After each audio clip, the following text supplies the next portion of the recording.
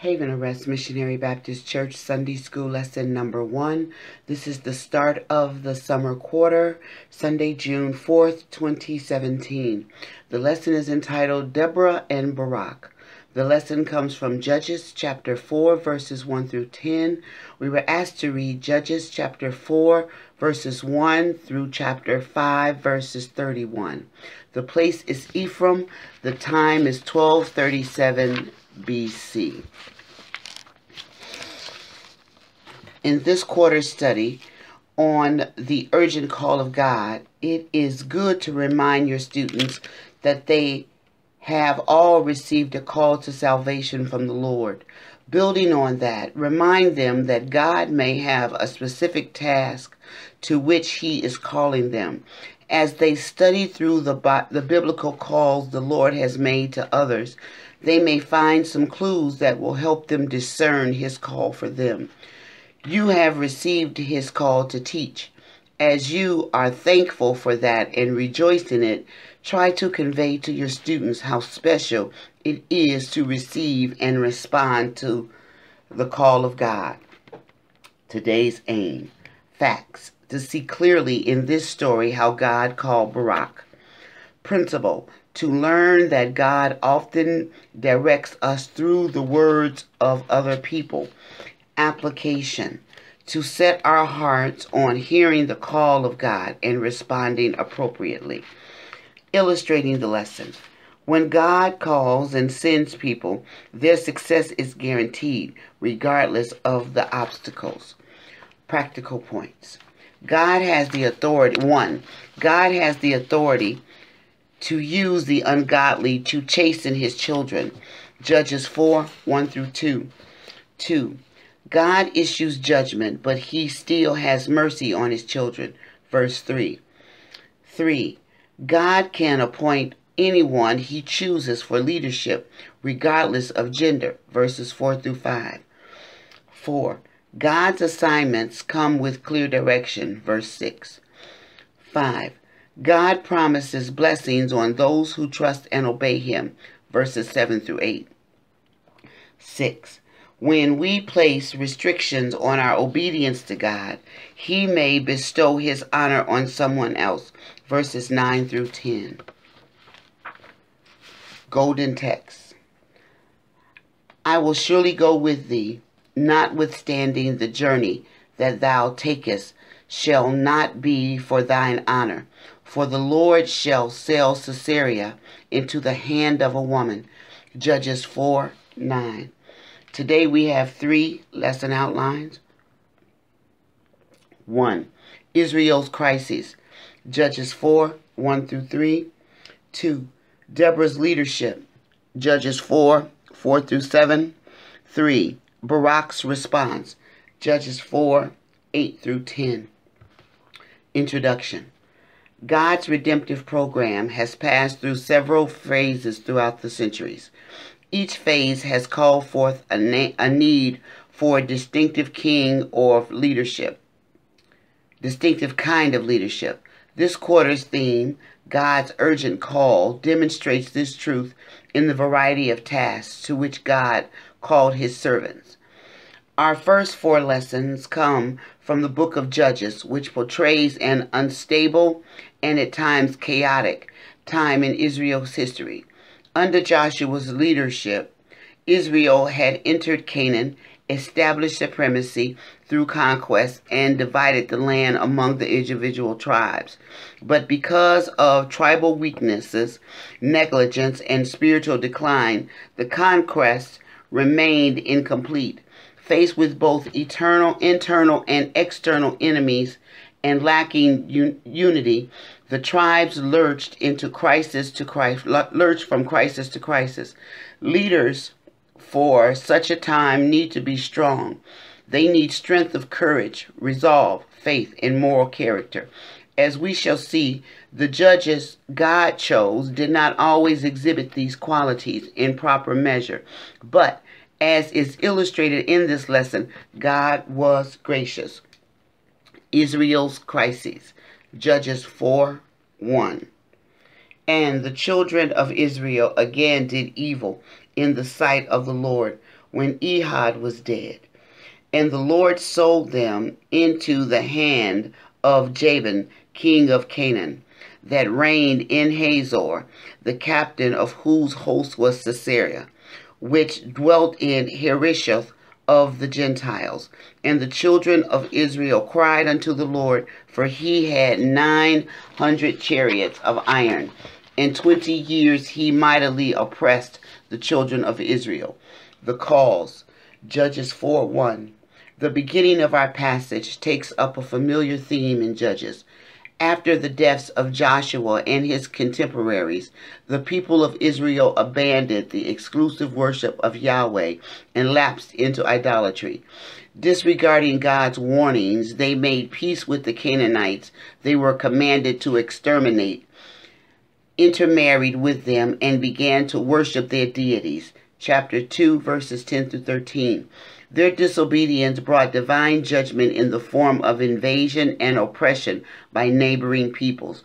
Verses 14. Whenever this happened, the Israelites cried out for help, and the Lord graciously raised up judges to deliver them. Judges 2:16, and bring peace.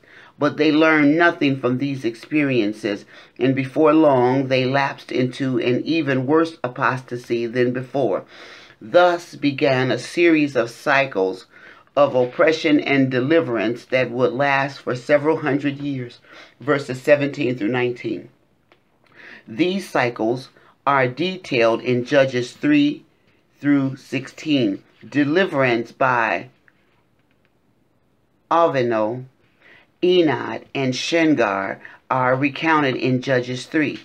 An 80-year period of peace, the longest recorded reprise in the book of Judges, followed the days of Ehud, verses 30.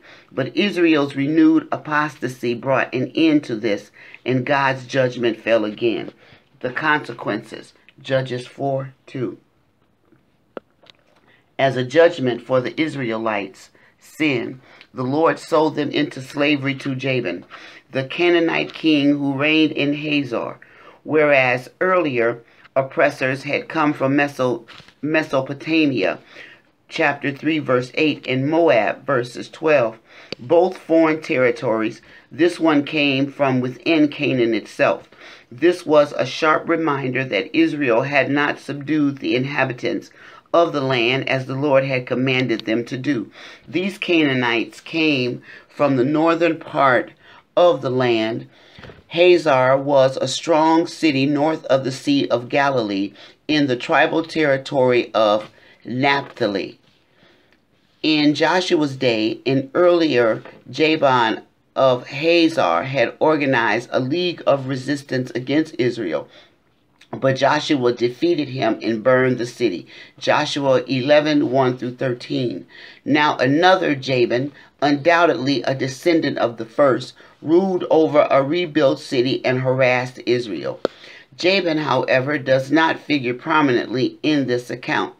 The focus falls on the captain of his army, Sisera, which dealt in Harosheth of the Gentiles, Judges 4:2. Although the exact location of this town is uncertain, it is believed to be near the Kishon River, where it flows toward Mount Carmel. Of the Gentiles implies that it must have been the home of a mixed population. The cry, Judges 4:3. The Israelites cried unto the Lord, although there is no indication of whether they repented of their sins. They were desperate for his help, since Sisera had ruthlessly oppressed them for 20 years, and they were helpless to resist. Chapter 5, verses 6 through 8. Sisera's strength lay in his 900 iron chariots. Chariots were the ultimate weapons in those days. They had been used in the Near East for several hundred years before this. The Egyptians had long had them, Genesis 41:43. As had some of the earlier Canaanites, Joshua 11:4. But those apparently had been made of wood, since Joshua had burned the ones he confiscated, verse 9. By the time of the Judges, however, iron had been introduced into Canaan, giving Israel's enemies an overpowering advantage. Judges 1:19 1 Samuel 13:19 through 22. Israel had neither chariots nor the knowledge of iron working. Of course, chariots would have had limited use in the hill country, but Canaanites living in the valleys or on plains found them useful in controlling those areas. Sisera thus terrorized the Israelites living in and near the valley of Jezreel. Being a farming and pastoral people, the Israelites had no defense against this kind of foe. Deborah's leadership, verse 4. And Deborah, a prophetess, the wife of Lapidoth, she judged Israel at that time. And she dwelt under the palm tree of Deborah between Ramah and Belial in Mount Ephraim. And the children of Israel came up to her for judgment. And she sent and called Barak, the son of Abinoam, out of Kadesh Naphtali, and said unto him, Have not the Lord God of Israel commanded, saying, Go and draw toward Mount Tabor, and take with thee 10,000 men of the children of Naphtali and of the children of Zebulun. Verse 7. And I will draw unto thee to the river Kishon, Sisera, the captain of Jabin's army, with his chariots and his multitude, and I will deliver him into thine hand. Her role in Israel. Judges 4 through 5. In the midst of Israel's plight, God raised up Deborah, a remarkable woman who, like Miriam earlier, Exodus 15:20, and Heldelah, later, 2 Kings 22:14, was a prophetess. Deborah, whose name means bee, was said to be the wife of Lapido, Judges 4:4. Some, however, question whether Lapido is a proper name. The word means flames or torches, and since wife can also be translated woman, some believe that this description of Deborah as a woman of fiery spirit. Whatever the case, Deborah was busy judging Israel in those days. Of all the judges in this book, Deborah comes closest to our modern concept of what a judge does. Unlike the others, who were known for their military exploits, she sat under a palm tree, dispensing justice in cases brought to her by the people involved. She thus fulfilled the role of a judge as defined in the law of Moses, Deuteronomy 16:18. Her chief responsibility was arbitration of disputes. The place at which Deborah sat to judge was known as the Palm of Deborah, a designation that obviously arose because of the tree's prominence in her ministry. It was located between Ramah and Bethel, Judges 4:5, in the hill country of Ephraim. This was in the southern part of the territory of Ephraim, about 50 miles from the scene of the worst Canaanite oppression in the Jezreel Valley.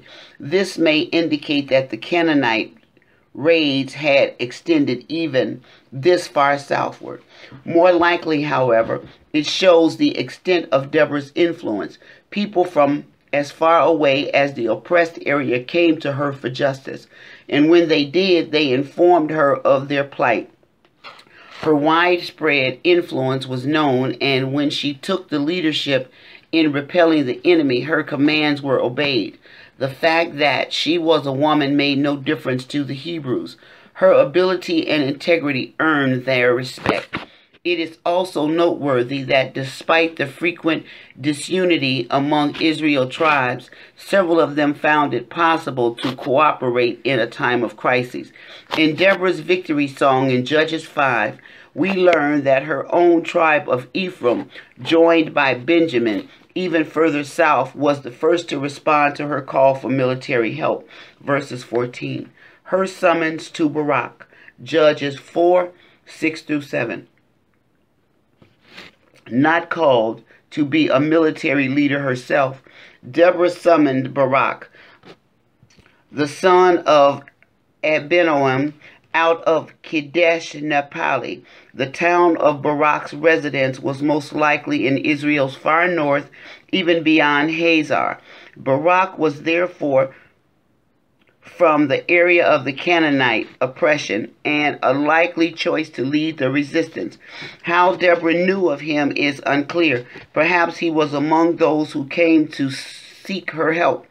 Deborah may have been influential, but she made it clear that she did not call Barak on her own authority, but relayed the command of the Lord God of Israel. She invoked the authority of Yahweh, using his covenant name and linking him with his chosen nation. This was the God who had worked through Moses to bring Israel out of Egyptian slavery and through Joshua to give them Canaan. Exodus 3:15, Joshua 1:1 through 3. And his power would surely avail to deliver his people again. The Lord's command was to go and draw toward Mount Tabor and take with thee 10,000 men of the children of Naphtali and of the children of Zebulun. Judges 4:6. Draw implies that Barak was to lead the way and thus induce Israel's troops to follow him to the appointed location. They would not march there as a body, but congregate gradually as the word reached each tribe and locality. The mustering point was Mount Tabor, a cone-shaped peak at the northeastern corner of the Jezreel plain, where the boundaries of Naphtali, Zebulun, and Issachar converged. It provided some safety from Sisera's chariots and was a place from which the Israelites could launch their attack into the valley. Only the tribes of Naphtali and Zebulun are mentioned here as providing soldiers. However, as already noted, other tribes would participate in the battle. These would include Ephraim, Benjamin, Machir, West Manasseh, and Issachar. Judges 5:14 through 15. Still, others would be called, but they did not respond. Verses 16 through 17. If Barak would draw the men of Israel to Mount Tabor, the Lord promised to draw, same verb, Sisera to the Kishon River, along with all his chariots and warriors. The Kishon flows from the northern hills of Samaria, is fed by drainage from nearby mountains, and flows northwestward into the Mediterranean Sea, north of Mount Carmel. In dry seasons, it is a small stream, but during winter and spring rains, it overflows and turns the surrounding plain into mud. The Lord promised Barak, I will deliver him, Sisera, into thine hand. Judges 4:7. He did not say how he would do this, but as events unfolded, an opportune moment arrived when Deborah gave Barak the command to attack. Verses 13 through 14. The Lord then discomfited Sisera. Verses 15. The victory song in chapter 5 makes it clear that the Lord unleashed the forces of nature against Sisera and his army. Verses 20 through 21. An unseasonable thunderstorm made the chariots useless and gave Israel the advantage. Barak's response. Verse 8. And Barak said unto her, If thou wilt go with me, then I will go. But if thou wilt not go with me, then I will not go. Verse 9. And she said, I will surely go with thee, notwithstanding the journey that thou takest shall not be for thine honor. For the Lord shall sell Sisera into the hand of a woman. And Deborah arose and went with Barak to Kadesh. Verse 10. And Barak called Zebulun and Naphtali and Kadesh, and he went up with 10,000 men at his feet, and Deborah went up with him. His reluctance. Judges 4:8. Barak, of course, knew none of these details of God's provision when Deborah called him, so he was reluctant to take the command. He promised to do so only on one condition. If thou wilt go with me, then will I go, but if thou wilt not go with me, then I will not go. Why did Barak hesitate? A combination of several factors probably can account for it. First, the odds were against Israel military. On one side were the vast forces of Sisera that had oppressed them for 20 years. On the other were Barak's hastily gathered troops, lacking in both training and arms. Second, Barak may have lacked confidence in his own abilities. He had not initiated this plan. He was being pressed into service and had no credentials for it. If that was the case, he was in the company of other leaders who claimed inadequacy, such as Moses, Exodus 3:11, Gideon, Judges 6:15, and Jeremiah, Jeremiah 1:6. Third, it was desirable to have a visible symbol of God's presence with him. If Deborah, the Lord prophetess, would accompany him to symbolize the Lord's presence, he and his troops would feel better and presumably fight better. 1 Samuel 4:3-5. Barak's reluctance certainly was preferable to boastful pride that would have led him to scorn divine help and rush into battle. However, it betrayed a lack of faith and a fear of failure. Still, the Lord used him in spite of this, just as he also used Moses and Gideon. Yet Barak's lack of faith would entail consequences for his reputation. His participation, Judges 4:9-10. While Barak was resistant, Deborah was decisive. "I will surely go with thee," she declared. However, Barak would not receive the honor normally given a victorious general. Deborah told him, "The Lord shall sell Sisera into the hand of a woman." At that time, Barak could not know who the woman was, and he may have assumed Deborah was referring to herself. But as the narrative reveals, it was Jael, the wife of Heber, the Canaanite, who would do away with Sisera. Sisera, who eventually flee from the battle in the direction of Heber's tent.